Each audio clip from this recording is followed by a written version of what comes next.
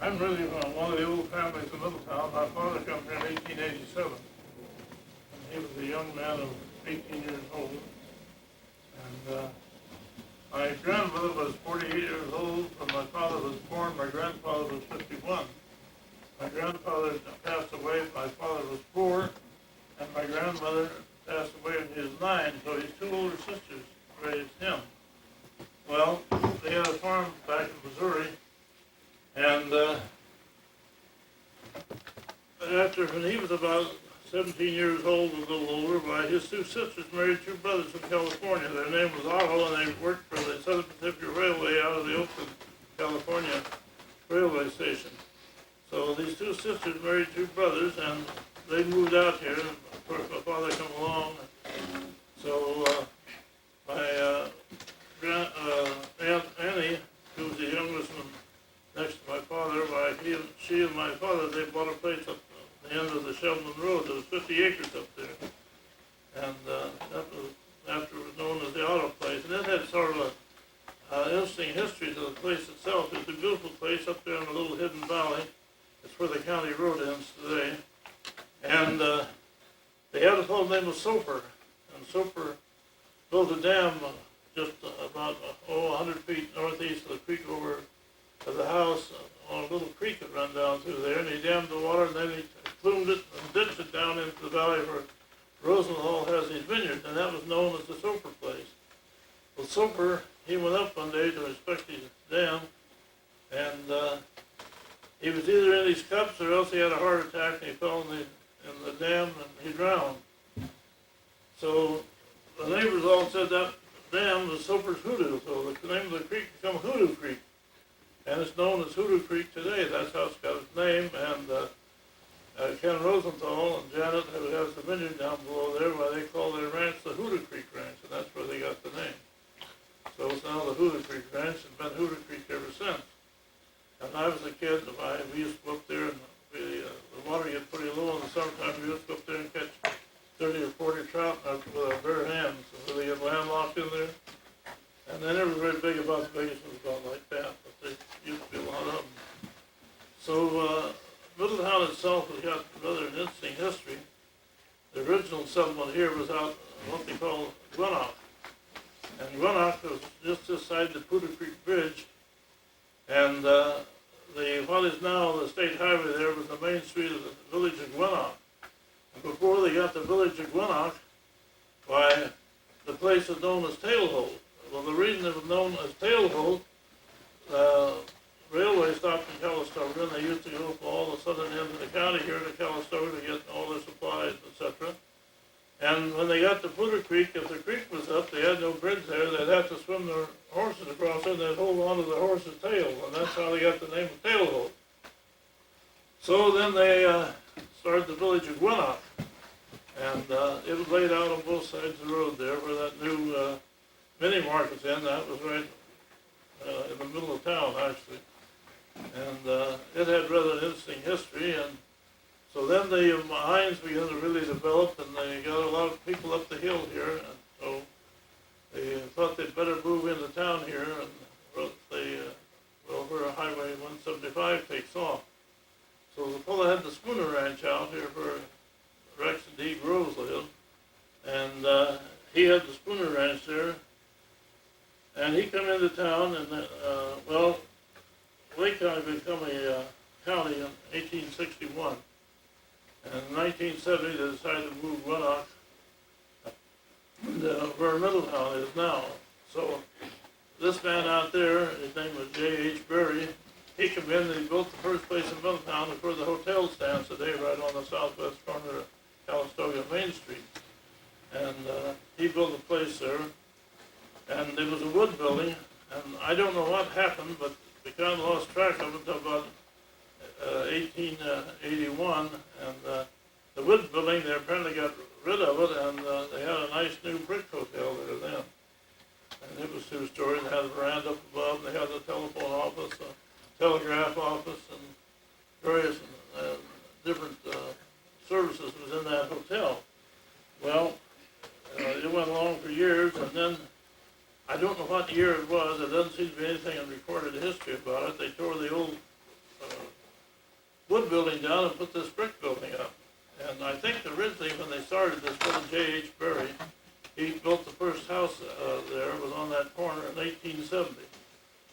And in 1871, they had a fellow named O. Armstrong, or Oscar Armstrong, who was the original subdivider of Middletown here.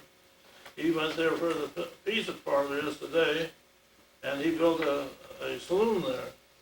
And then directly across the street, that'd be on the northeast corner of Wayne and Calistoga, there was a livery stable there.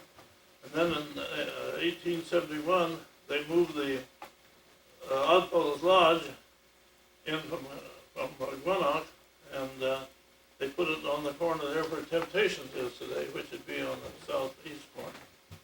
So that's when the town got started. Well, then they began to build up, and it went right along. And they had some interesting history in Gwinnett. I was reading an article some time back. The first store out in the Gwinnett area was where the stone house is out of Hidden Valley. And a fellow named Herrick and Getz, they built a store there, and they was only there for 2 or 3 years. And Getz was an immigrant from Germany.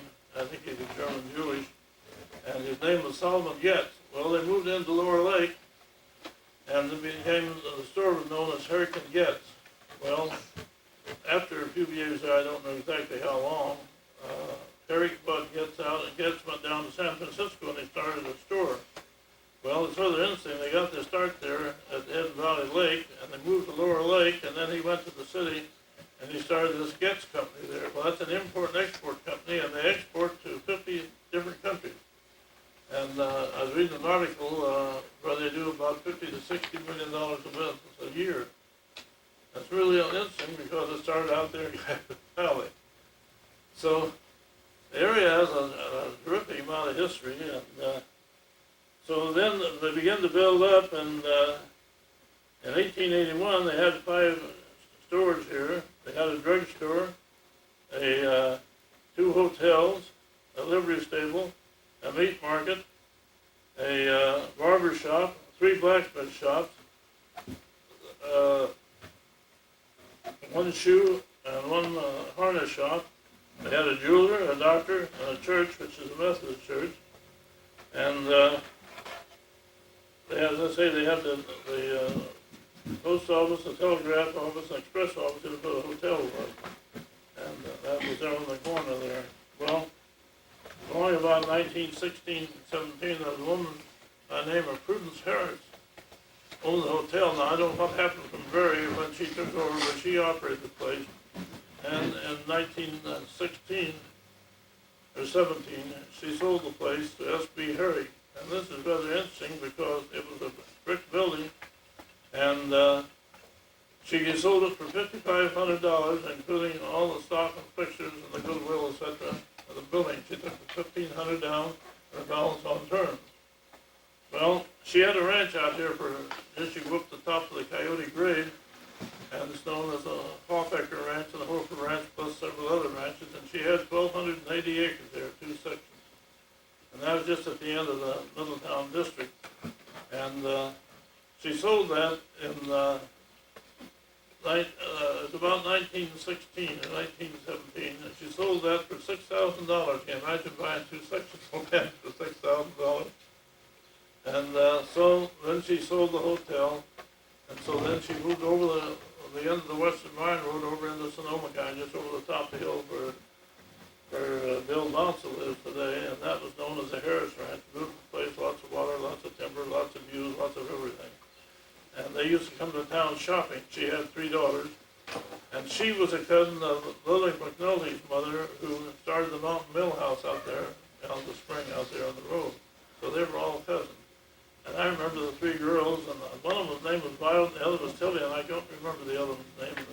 They used to drive a horse and carriage downtown and do their shopping. And it was kind of interesting. They, when I was born, it was on February the 8th, 1910, as I mentioned earlier. And that was kind of an unusual day because they had several events that day. Not my birthday was probably the least significant of all. I was a very, very expensive baby. I cost my father $5 bill and a shot of whiskey, and I don't know which came first. Well, anyway, that was the day we had 15 inches of snow here in Middletown. And that was the day that 15 D.W. inches Boyce, of snow in Middletown? yeah, on February the 8th, 1910, and D.W. Boyce, a Chicago publisher, registered the Boy Scouts of America back in Washington, D.C. So the Boy Scouts and I came into the world at the same time, although I never belonged to Boy Scouts because we didn't have any scouting group here then when I was going. So all in all, Middletown's got a real interesting place. They had up where the Union Station has been, they had a place there, it's called the Henry Main Saloon. And my father first come to work here, well, he would work out at what was known then as the Bradford Mine. And the Bradford Mine was owned by the Bradford brothers. And so he was working, everything of course was horse and buggy or just plain horse those days. So he was working the 4 to 12, the 8 to 4 shift that day, and he comes to town. And he went into this Henry Main Saloon. They had a long hitching rack in the back of the saloon, and they all tied their horses to their wagons and surveys there. So he went in, and he was there about a half, 3/4 of an hour. I suppose he had a drink or two. And there was 2 Swedes in there, and they were getting real noisy and real boisterous. And so they told these Swedes if they didn't shut up, they were going to take them out and hang them.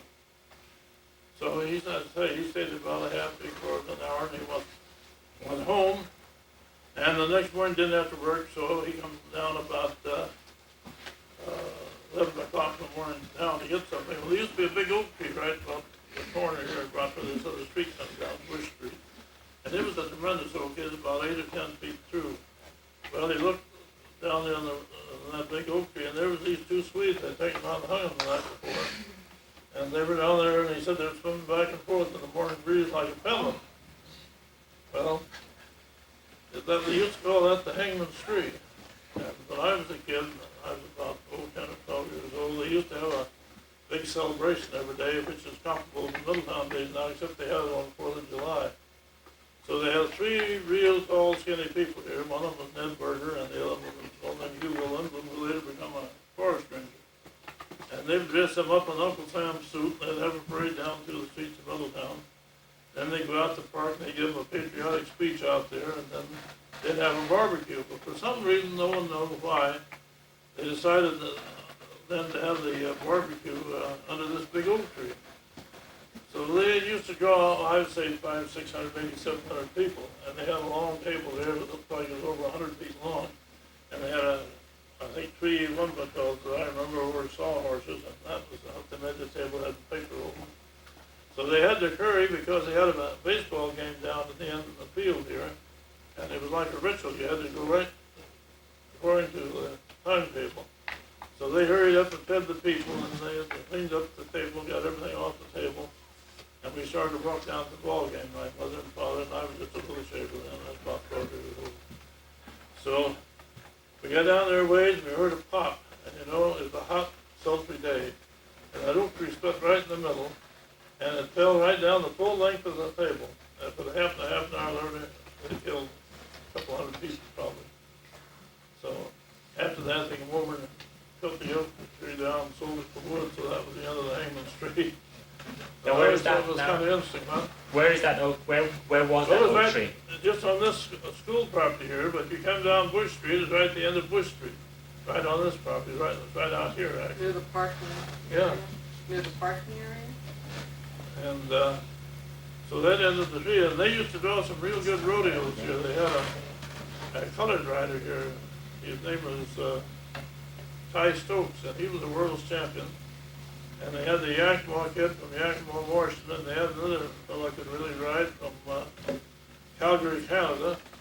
And then they had a fellow who lived up here at the Bonanza Springs, and his name was Jim Mast. And he could ride the best of them. He was riding against 2 or 3 world champions there. They used to put on a terrific show. People come for miles. And I remember this colored rider, boy, he was good. And they had a regular rodeo, and it was a big yearly event, and it used to draw people all the way around. And of course, Middletown didn't have too many people. I don't know what the population of town was, but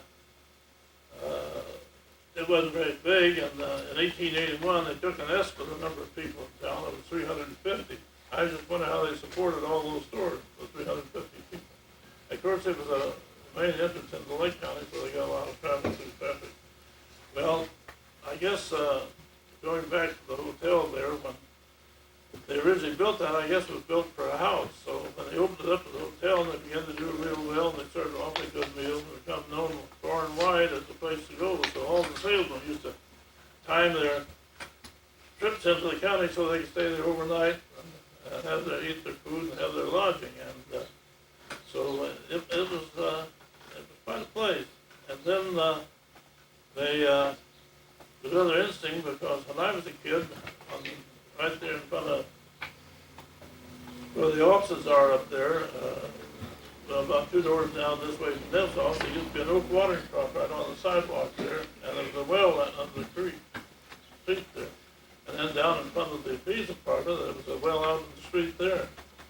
And they had these wooden hand-hewn water troughs where they watered their horses. They had 3 or 4 of them all over town. And then the original post office up there where Proof it is now. And I remember when I was a kid about 5 years old, I went out there. My mother would give me a nickel to buy an ice cream cone. Can you imagine buying an ice cream cone for a nickel? And so I was going up there, and I had a nice little linen suit on. And they had 2 by 6 timbers across there for the floor. And I dropped this nickel down the ice cream, down the crack in the porch, and I wanted to get me an ice cream cone. So I crawled in there. My mother and dad was getting ready to go to church, and I got my nice little linen suit dirty, and so I not only got the nickel, but I got a spanking go along with it. Teach me not to crawl under the porch after doing.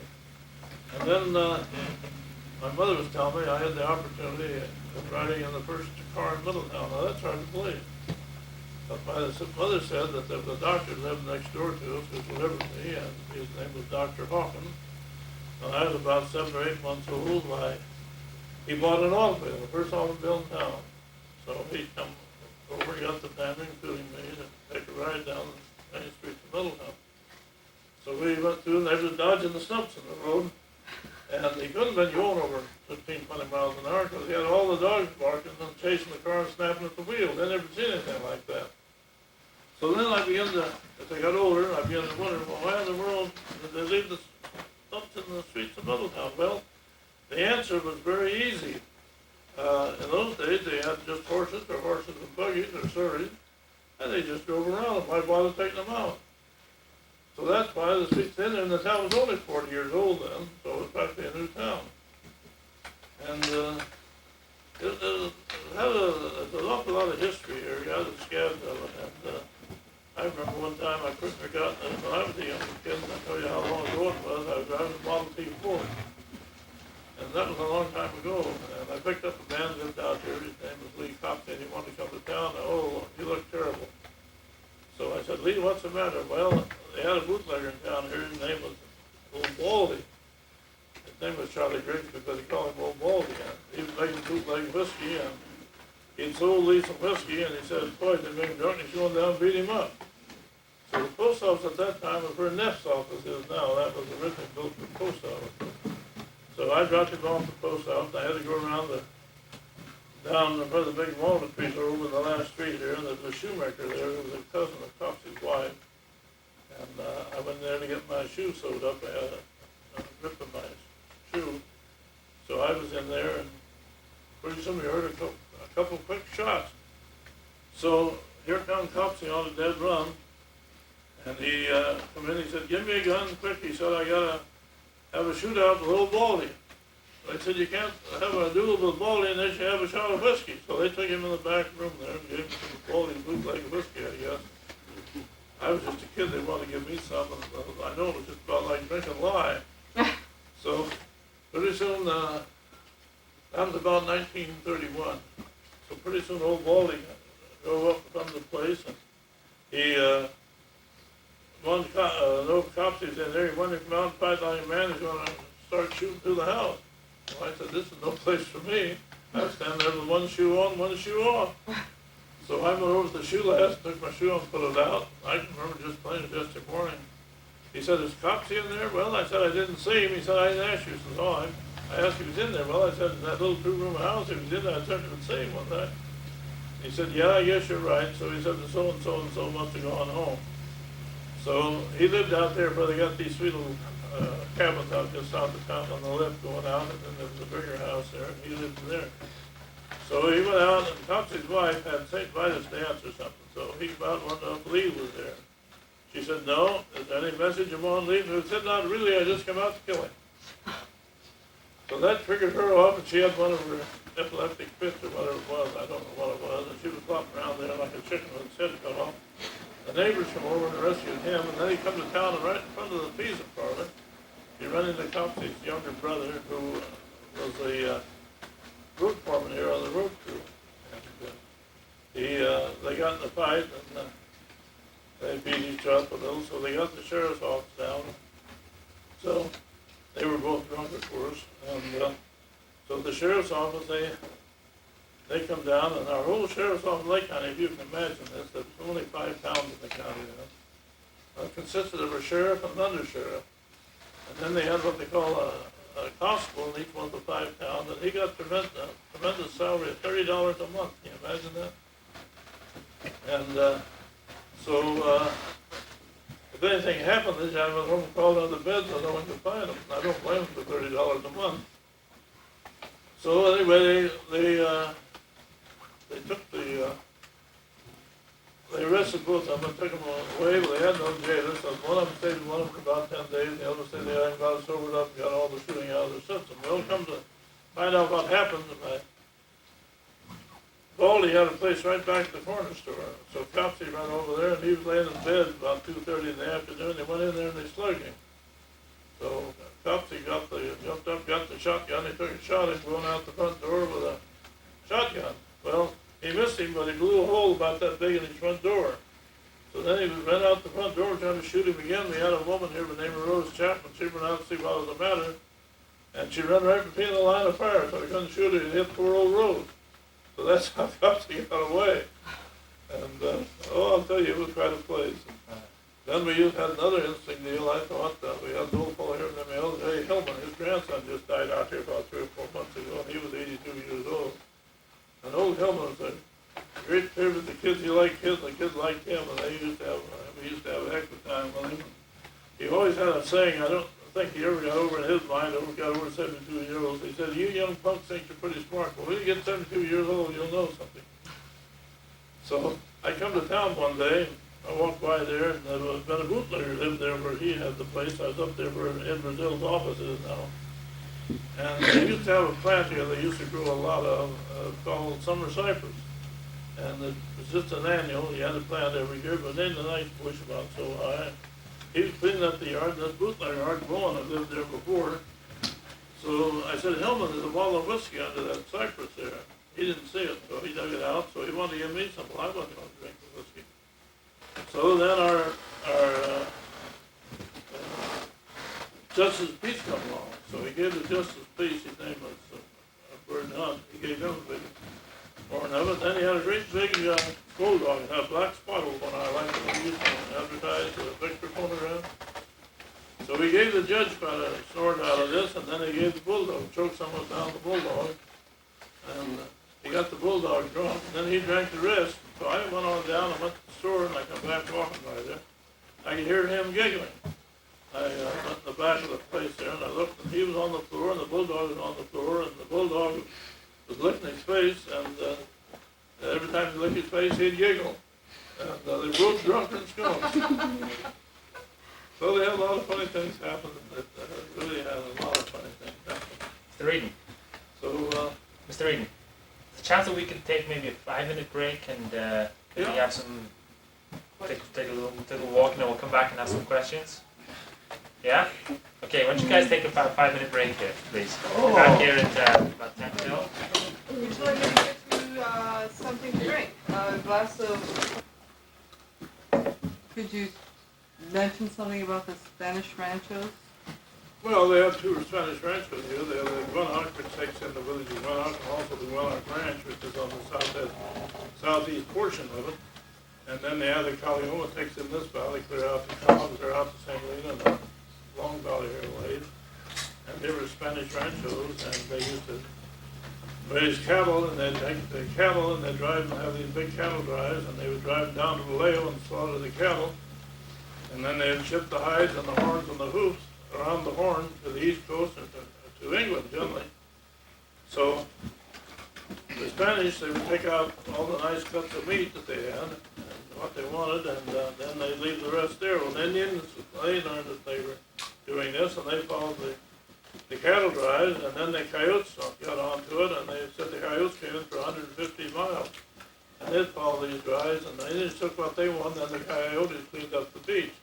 Well, it's kind of amazing when you stop and think that they took the only thing they wanted on these cattle was the hides and the horns and the hoofs. And they took the hides, of course, and made leather out of them. And the horns and the hoofs, they made glue. And they had some interesting stories about their cattle drives. And I remember that this long after those days, of course, when I was a kid, they used to still have cattle drives here. And they had to have hog drives. You'd see a half a mile long string of cattle and a half a mile long of hogs, and they would drive in from all over the lower end of the county here.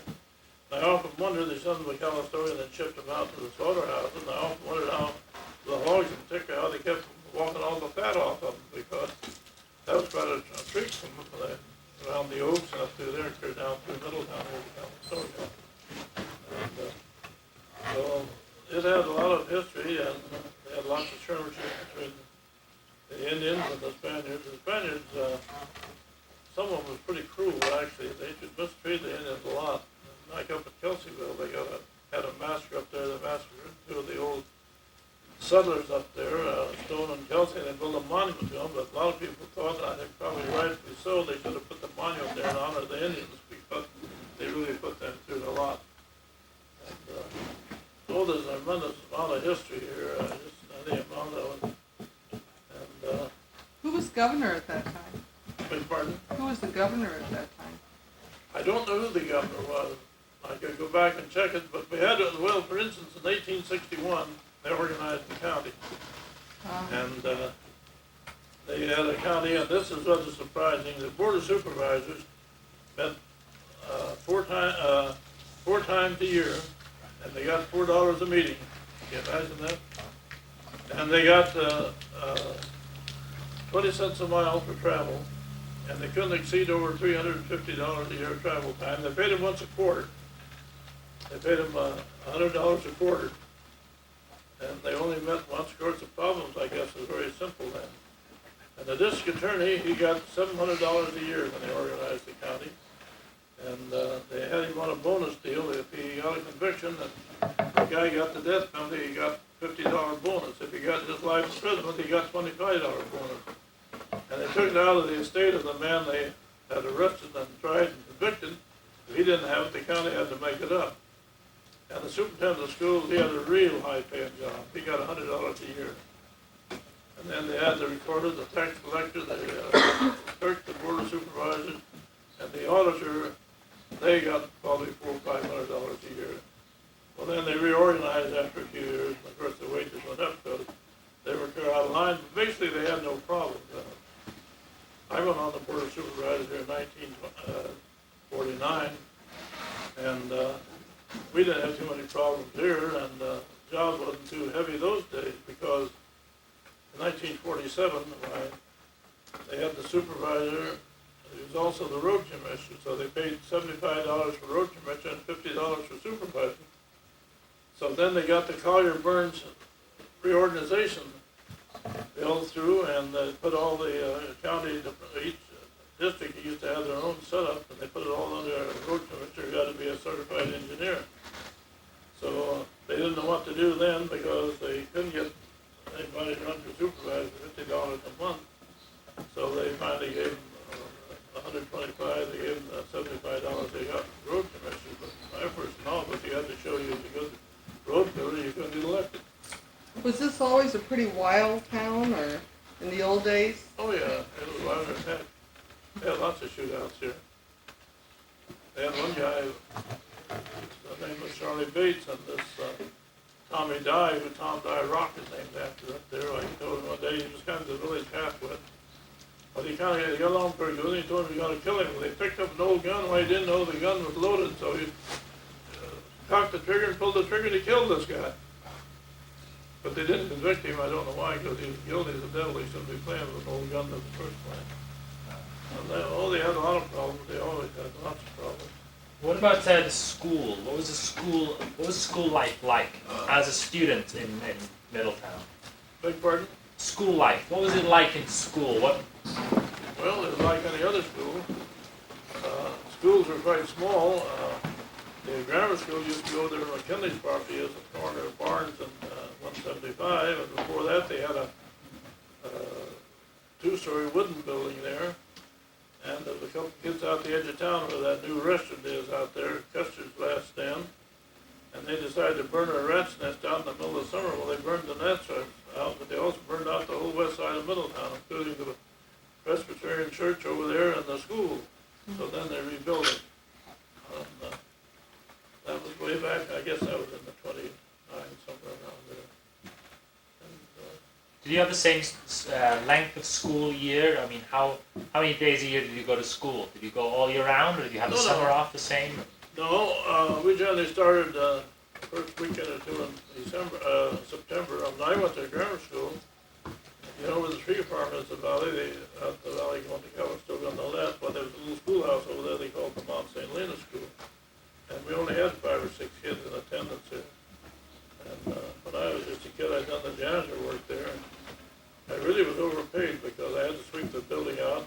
They had a spring over in the adjoining property, and I used to go and pack a bucket of water over so they could drink during the day. You know how much I got paid for that job? $4 a month. But $4 is a lot of money those days. And so I used to do that, and it was kind of interesting. And they, as I say, they had only about 5 or 6 kids there. And then they had, originally they had one out to Maribel, and they had one out to Great Western. And then they had one going to Davies Ranch, went up towards Spring Hill Farm, or Helen Mine. They had one up on the hill there. They had one to put a cob just on the left side, on the bridge there, on the, just this side the creek when it comes down. They had one down the hole, that was the Cobb Mountain School. And of course they had one up there in Cobb Mountain, the old schoolhouse still stands there. So they had a lot of little schools scattered all over. And so they gradually pulled it up as time went on. Then they had one out in Coyote Valley there, right there, about where that storage place is out there on the creek. And then we had a big rain here one year, or the Lois stood. When the schoolhouse stand right up in the air. So then they consolidated and brought them into town. And, they went out along Valley there, that's where I first went to school. I went out there where they had that stock ranch out there across the 7M. That was the old original Long Valley School. It had very few kids. And, what about pastimes? In your free time, as a child growing up, you often have students here say, there's nothing to do in Middletown, there's not enough here, but I'm sure there's a lot less here when you were a child growing up. What did you do as a pastime, when I was growing up in Middletown, there wasn't anything to do, but you had to make something to do. And I used to hunt, fish, and I used to travel around and check out the country, and I never found any shortage of time or something to occupy my time. I made something to do. And I got to be a pretty good shot with a rifle, if I do say it myself. And I got my first deer when I was about 12, 14 years old. And I used to fish. And, I could catch fish where there wasn't any, but I got real good with a spinner. And that really attracts the fish. And there was lots of fish here those days. Lots of fish. Then you go back into history a little bit further, you'll get a food out of this. They had what they call the camper retreat out here south of town. That's where they had that famous white cap shooting strait. And that happened on October the 10th, 1890. And it was only by the grace of God that my father wasn't involved in that, because there was a lot of problems there. They had this little bullion, the big bullion, and the people's name was Richie that owned the campers retreat, and they had a gambler, his name was fighting over the boundary line between the big bullion and the little bullion, which is owned by the Bradfords, the big bullion. So the Bryan kept encouraging them to go down and tar and feather this gambler and run him out of town. So they, my dad just happened to take a few days off, so he wasn't there at the time. So they went down there to tar and feather this guy, and they went in and they had two people, Mrs. Herrick, her name was Cora Brooks. She and another woman who lived here by the name of Lucy Henderson. Why, they made the mask for the white cap. So they went over there and they walked in. Why, this Mrs. Ritchie, she reached over and grabbed the mask off of one of the men's face. So her husband reached for a gun while somebody shot at her and him both. So then they had a very surly miner out there, his name was McGuire. McGuire Peak, in fact, is named after him on the hill there. And he fought with everybody, and he was one of the leaders. And nobody liked him, and he's just a very surly man. And so someone thought, well, this is a good time to take care of McGuire, so they shot and killed McGuire for good measure. So the next morning, my dad had to go to Calistoga, so he hitched up the horse and the surrey and went to Calistoga, and he came around the turn there on the old road. Over on the porch, they had these people sitting up against the porch, like sitting here on the chair, and they had a gunny sack pulled over their head. And he often wondered how they got him straightened out and get him in a coffin. Well, this Helen Rocker Groves, she wrote a story on the white cap shooting trade. According to what my dad said, why she didn't have her facts straight, because he was 21 then, I'm sure he had a pretty idea of what he saw. And she claimed they didn't die till later. Well, it's immaterial, but you can have an autopsy out here and you can have 10 different people, and you'll get 9 different opinions of just what happened.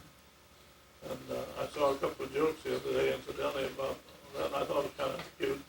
They asked this woman who she really thought was fault the accident. She said, I don't really know. They hit at the same time.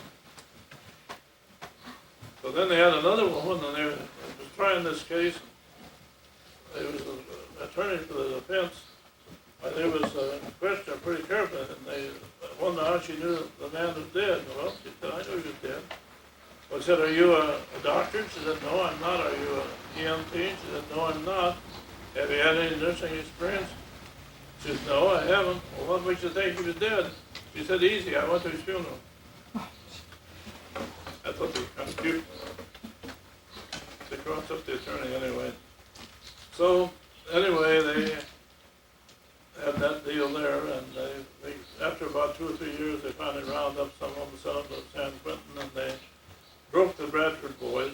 They lost their mind because they was encouraged, and they backed up their men to the limit. So, as I say, it was only by the grace of God my father was involved. He would have been, because all his friends were. And he just had to take a few days off, and you went to Calistoga then. It was an all-day trip. You went over in the morning, and you stayed overnight, and you get back the next day. So it was pretty slow moving around here.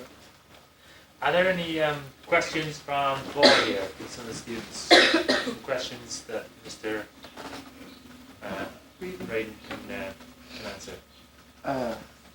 On Cobb, you know, Loconoma, or whatever that place is called. What is it called? Loconoma? Yeah, Loconoma.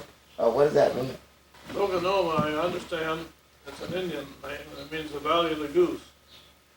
And there used to be an old Indian out here, and he was 132 years old. And he was the oldest man in California. And then he had another Indian lived out there, and he wasn't quite so old, but he was the second oldest person in California. They both lived to be 128, but he was kind of surly. He was half Spanish. He was supposed to have been, I heard he was. Now, whether it's true or not, I don't know, of course. But one of the Indians told me he was he was the governor of Mariano Vallejo's illegitimate son. Now, he acted more Spanish than he did Indian. But whether he was or not, I don't know. But he wouldn't talk much. But Jake liked to talk.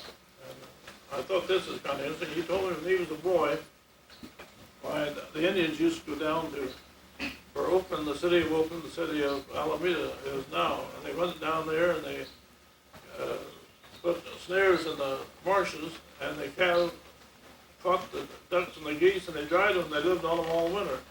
Well, he don't know how big he was when he went down there, how old he was, but he was big enough to stick on the back of a horse. And he used to tell me, he said, going down through Napa Valley was the most beautiful place in the country. He said they had bear, grizzly, and American bear, black bear, and they had coyotes and foxes and elk, deer, mountain lions, of course. And he said he really used to enjoy it. Well, he could tell you things that actually was kind of surprising. Like he told me one day, I missed the point there when he was telling me this stuff. I should have asked him how they got across the Sacramento River. They must have way up in the river that's fairly narrow. But he, moving on, he was telling me one day that this valley here was the Okanoni Valley, which is the Valley of the Goose. And this valley and Long Valley was both underwater. And then it down here, went over the, out here where the Road Hill Road takes off, went over there, went into what they call the Deeder Reservoir, and then went on down into Buckstar Creek and into the river. Well, he said they had a real wet winter one time, and it rained and rained and rained. Well, they started to cut through out here at we used to call it the Junction, the resort out there. And they kept washing away, and they finally broke through and drained all this out here. So he was telling me that, well, in 1951, when I was supervisor, I got the U.S. Bureau of Geological Service to do an underground study at Middletown and Lower Lake, and they studied it geologically. They came to the same conclusion as the Indians did with their legend. And then to prove it further, when I moved out here up to Napa Avenue, I had a well drilled there, and I went down 150 feet. The last 5 feet was all coulee and decayed coulee and guava and all kinds of stuff like that, so it showed it was a lake. So they proved it, and then he was telling me, I've got a little place up on the western Minor with 18 acres up there. I had for 50, 60 years.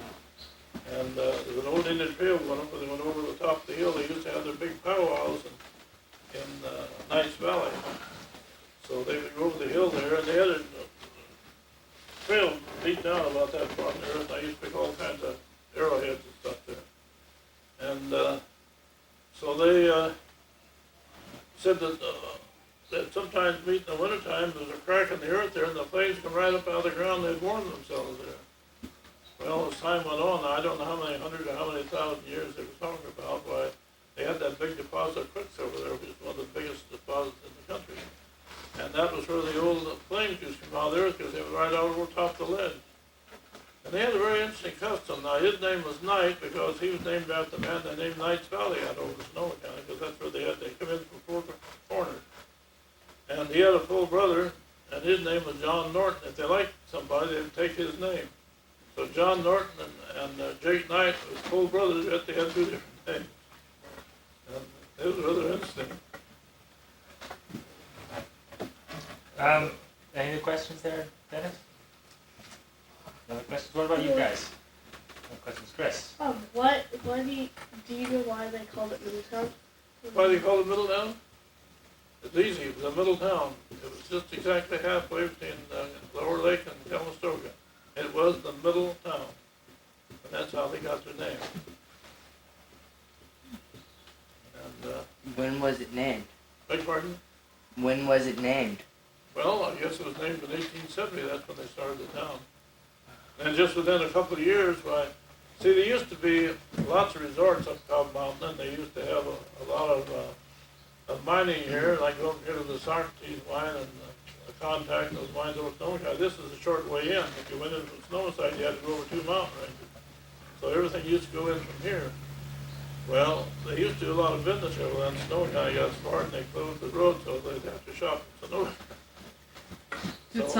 Did Socrates mine, was that a quicksilver mine too? Yeah, they all were quicksilver mines. The only mines we ever had here was quicksilver. And in places they had a few coal deposits, and that never amounted to much. And that's about the only thing they had. They had the Oat Hill mine. Now the Oat Hill mine, that's just over the hill in Napa County. But to show you the size of the Oat Hill mine, they got 22 miles of track underground. Can you imagine that?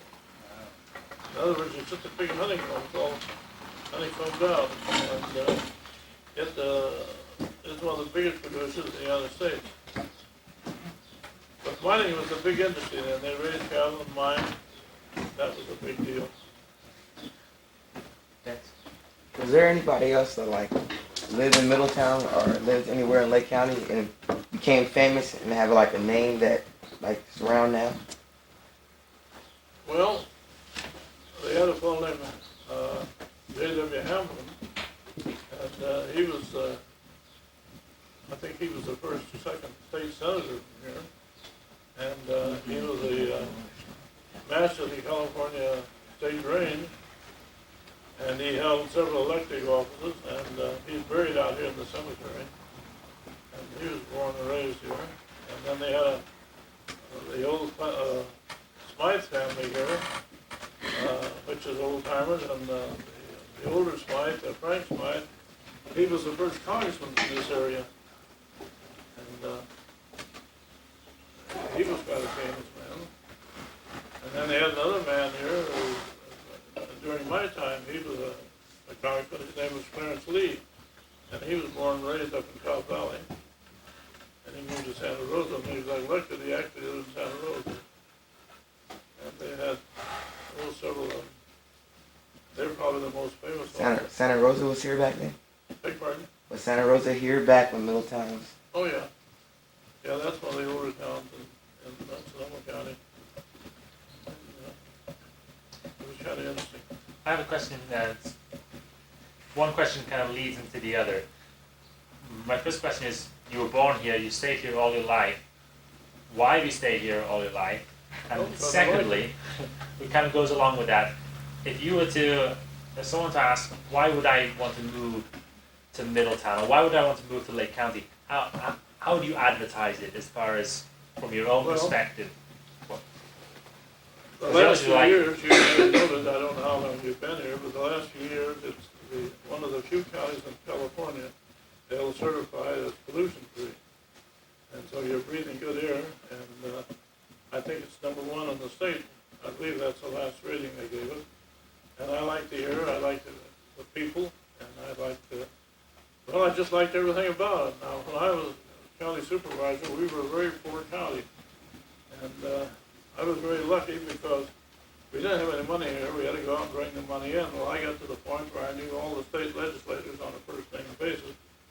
I had the opportunity of meeting 4 presidents of the United States. And I used to do a lot of traveling. I was on the Transportation Committee of the California State Chamber of Commerce. I was on the Transportation Committee of the Supervisor Association of California. I handled the water and transportation problems for the county of Lake. And I was on the Transportation Committee for the National Association of County Supervisors, which is a nationwide organization. And so I used to have to do quite a little traveling. Well, I actually spent as much time out of the county as I did in the county as far as the board work, because many people have a misconceived idea of the board. The board of supervisors basically is in the same position as the board of directors of a big corporation. You set the policy, and then it's up to the full-time employees to carry out the policy. But some supervisors get the idea that they know all the answers to everything, and very few people alive today who know all the answers to every problem. So they go off on the wrong foot. If you set the policy, and if they don't follow your policy, then it's the time to have understanding on what's fun. So I used to do a lot of traveling because I had to. And I did it for the main reason that I had to get the funds necessary we needed here in the county. And I was always glad to get home. So the more I was away, the more I appreciated it, frankly. Mr. Wrieden, have there been any famous people come from the Middletown area? Beg pardon? Oh, did you? I'm sorry, I missed it as I went out. I'm skipping, I walked out of it and I missed about the famous people here. Did you talk about the resorts up at Cobb or around the area and who they drew? Did you talk about that? A little bit, that there was some resorts up there, yeah. Well, they had a lot of resorts here. They had, getting up Dry Creek, they had what they call, I don't know how many of you know Ann Peterson, but she lives up there. Her husband had one, and his father and mother ahead of him had what they call the Spring Hill Farm there. In fact, the old resort hotel room was there yet, they live in it. And they used to have an old Model T Ford. He'd drive down and meet the bus line here, and he'd pick them. his customers up and take him up there. The road was real rough, but they would go up there, they'd stay for 2 or 3 weeks before they'd want to come out. And he built up quite a clientele there. Well, then his wife died quite young, and he gradually phased it out. Well, that was the first one. Then they had the Anderson Springs out there. They had a big hotel there, and that was quite a place. And the Southern Pacific Railroad, way back, I think about 1917 or 18, they wanted to buy it and put a roundhouse there on the railroad. That was the end of the line. And they couldn't agree on a price. So they had the two Henderson girls. They owned the property, and they later lost it on a mortgage. And that probably set Lake County back many years because they were going to build this railroad up Oak Valley, and they'd been there and they opened up the whole county, but it didn't come to pass. You go out there where you drop over the hill into Oak Valley and over on the right, you can see from there yet where they graded for the railroad grade. And then they had Adams Springs, that was a famous resort. They had Hoburg, that was represented 3 generations. And they got caught in the shuffle because people used to go up there and stay, and then the communication travel can get faster, or they used to stay for 2 or 3 weeks, they go maybe to Canada or Hawaii or Australia somewhere, the same vacation. And so they got to the point where they was hiring about 400 to 450 people, and they had 600 guests. Well, the proportion got, the obvious happened, they went bankrupt. And Adams went out, and then they had a little resort up here in the creek up here in the Big Canyon, it was Fire Springs. And he used to have this hotel right down in the creek there. And he had mineral water there, and he used to take people up there, and then they'd go, there's lots of fish up there, they'd catch trout, and they'd fry them up in the kitchen for them. They'd have a heck of a time for 2 or 3 weeks. They really enjoyed it. And then they had Bonanza Springs, and they had Etna Springs, and they had Signature Springs. And most of them, they gradually sold out to either these cults or people of that type, and they changed everything around. And it's really kind of interesting how they boomed up, and then when they they all went down about the same time, the same way. They just got to the point where everything was out of proportion. They couldn't take enough money in to pay for their expenses. So they used to have, the Hoburgs was probably known better than any place in California because they were known everywhere. And I remember one time I was over the state line, and so they wanted to know where I was from, and I said, I'm from Middletown over, and that so-and-so's Middletown. Well, I said, you know where Hoburg's is? Oh, yeah, I used to go up there and get drunk every weekend. I used to have a heck of a time when I was a kid. And well, I said, I'm about 12 miles south of Hoburg. Well, I know exactly where you're at then. He said, but I got a boot out because they didn't know where the county was, but they knew where Hoburg was. And then down Pope Valley, they had this Etna Springs. That was quite a large place at one time. But it went the way of all these. They just got to the point where the economics weren't there anymore. It was quite funny. Yeah, where was the hotel at in Anderson Springs? Beg your pardon? The hotel, where was it at in Anderson Springs? Well, you live out Anderson? I've lived there, yeah. They had if you're right in the flat there, I can't exactly explain it. There was a fellow named Al Baker had a cabin right in the flat there, and it was right in front of his place there. It was a beautiful place. And then they, before I forgot it, they had Castle Springs up there where Camp Bird and Vales was, and they had hot water there. And that was a big resort. It had a 3-story hotel there, which burned down in a fire, and they had all kinds of, it's pretty warm up there, and they had all kinds of plants and shrubs and things. It's a beautiful spot, one of the most beautiful places in the county. And then in the 40s, why Harry Grigg had Riverview Lodge out here for the junction at the Big Canyon. That was a nice place. It had formerly been the old Andrew Resort. He revitalized that. Well, then he got big time. He had a bar down on Maiden Lane in San Francisco. And so Las Vegas opened up about that time. He was going over to teach the gamblers a few tricks. And he was there about a month or 6 weeks, and they broke him completely. I don't think he had enough money when he got through there to buy a loaf of bread. So they sold this out here, and he went out of business. He finally got a job bartending over someplace in Oakland. But he went from off the top down to the bottom pretty fast. So, Weren't there like railroads there in Anderson Springs? beg your pardon? Not railroads, but like mines. Weren't there mines in Anderson Well, Springs? they had mines up above there, not on the Anderson property. They had the Big Chief, the Big Engine. They had the Thorn mine. They had 3 mines up there. And that was up beyond over to the south in west of them.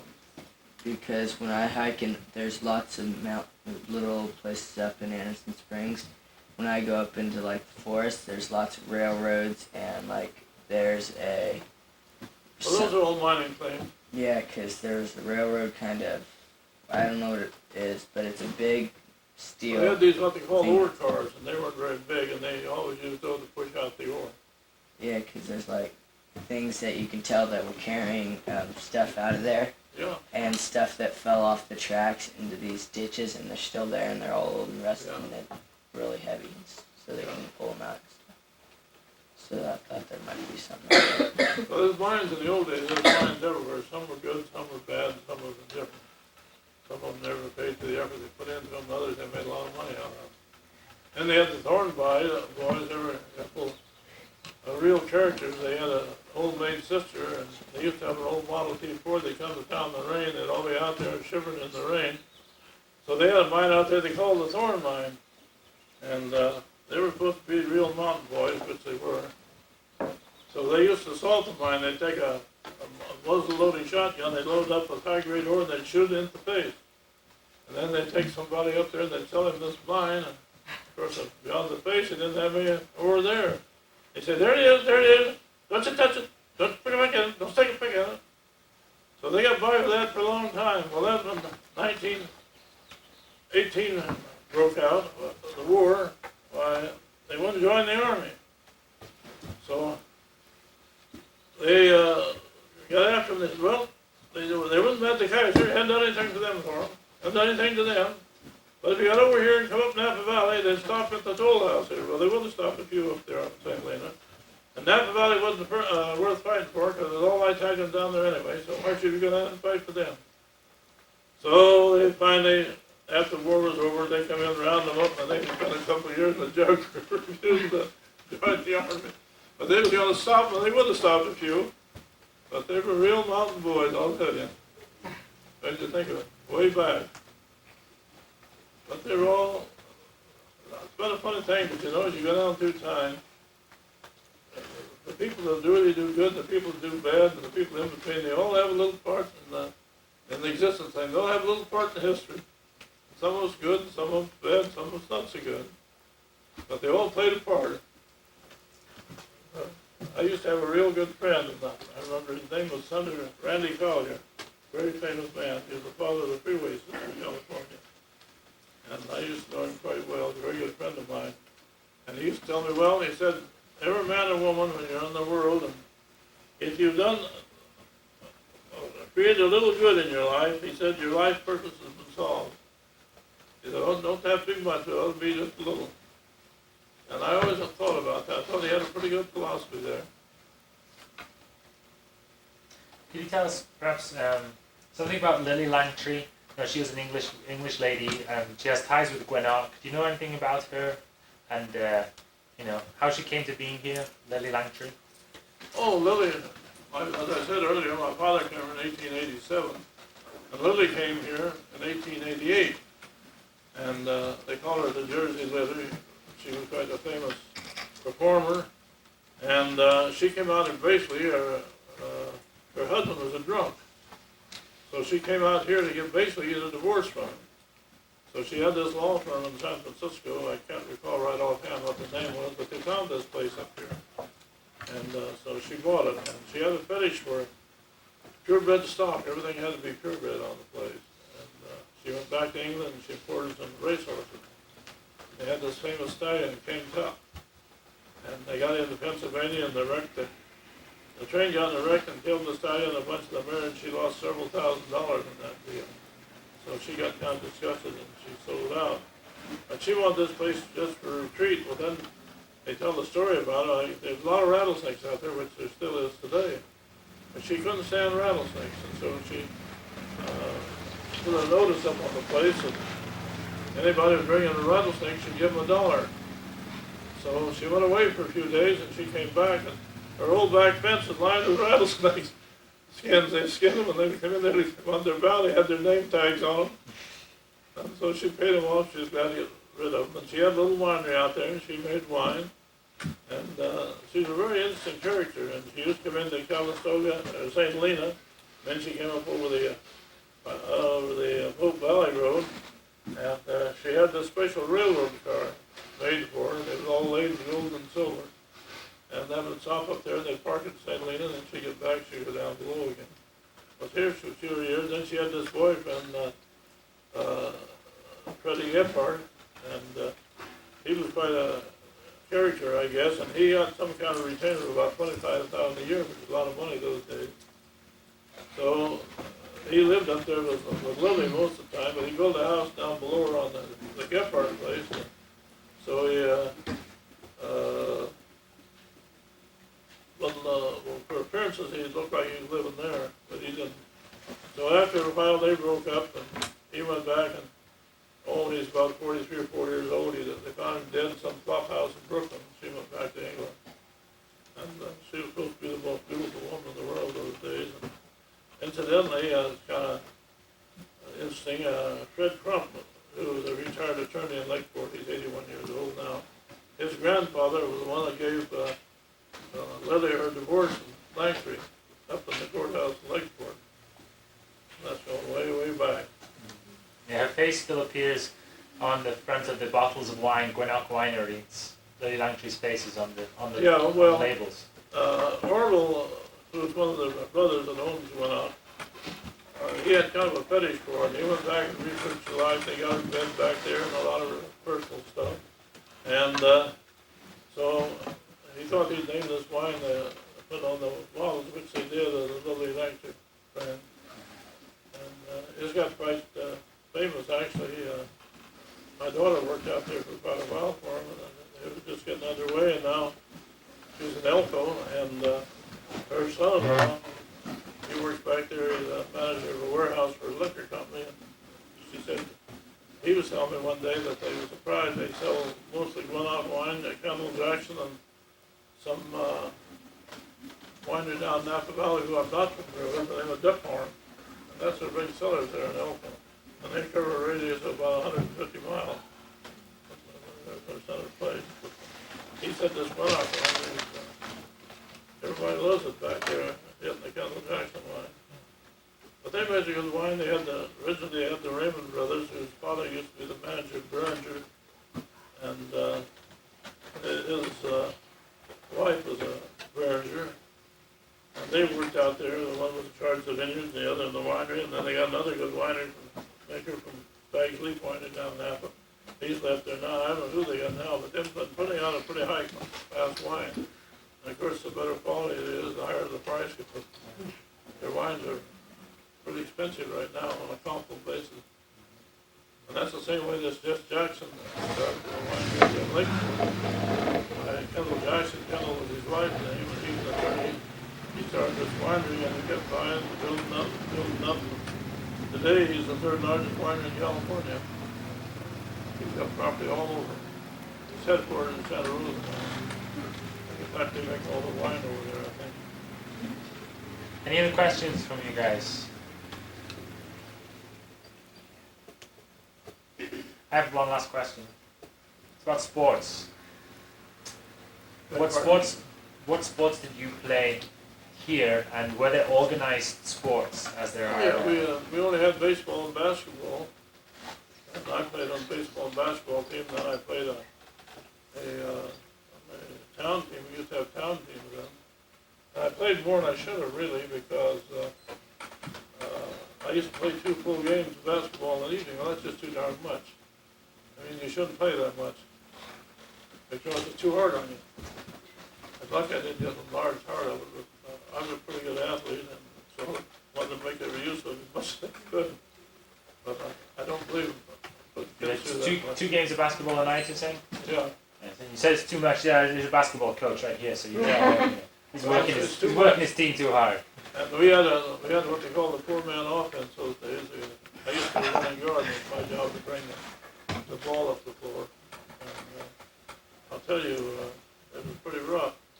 They tried to break it up, and they played a much rougher game those days than they do now. More physical? Yeah, much more physical. So they had some pushing and stuff. And, they had the padding and stuff to absorb the shock. Like one time, as I said, I tore 3 ribs, loose my breastbone here. It cost me a year's schooling. Then another time we was playing Lakeport, and this is kind of funny. They had a big Dutchman or Irishman up there, I don't know which, but in the first 5 minutes, we had 4 of the Lakeport players knocked cold. So they had this, that's in a basketball game, and so they used to let you hold the ball quite a bit more than they do now before they call it. And I had developed a technique whenever I get it, I'd run the ball up against this fellow's chest, and geez, it hurts like hell. And so I got so when I come down the floor, they practically hand me the ball. And so anyway, this big Tim Biter, his name was, well, he was there, so I guess he thought I was going to rough him up. He weighed about 200 some odd pounds. He grabbed me with the heel and hit my head down on the wood floor, maple floor. It knocked me colder than a clam. You know, but the head just boom. So when I got up, I guess I was thinking about taking a swing at him, and when I got up, I was on my feet, and the umpire, referee went in to break it up, and hit the referee on the side of the jaw here and knocked him cold. He was out, and I was standing over to come to. Then the next morning, got head and neck on me like that. I pushed the out, I could have got a hold of the guy. And remember, the guy refereeing was a guy named Claire Bacon, and so somebody from Kelsey yelled out, gee, what a ham that bacon turned out to be. And they gave Lakeport 2 shots on it. You imagine that? Well, then it got really rough, and so Kelsey, there was a lot of rivals between Kelsey and Lakeport. They run in, Lakeport had a free-for-all. But we played a real rough type of game those days. And then I found out that you come down and dribble the ball, when you come by and grab the ball, well, just you grab the ball, you pivot. Well, if he hangs on the ball, you'll throw him halfway across the court. So they let loose the ball pretty fast. But we had a lot of fun, and we won our share of my first one, when I played on the 130-pound team, we won the championship that season. We beat all the schools around, and we never lost a game all season.